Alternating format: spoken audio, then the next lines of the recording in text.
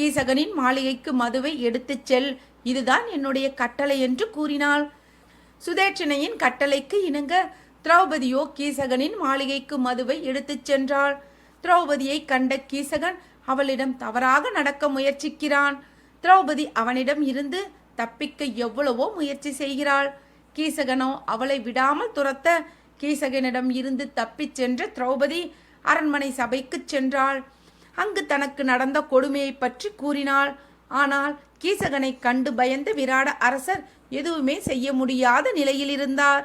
பாண்டவர்களும் மாறு வேடத்தில் இருந்ததால் தங்களுடைய கோபங்களை வெளிக்காட்டிக் கொள்ளாமல் இருந்தனர்.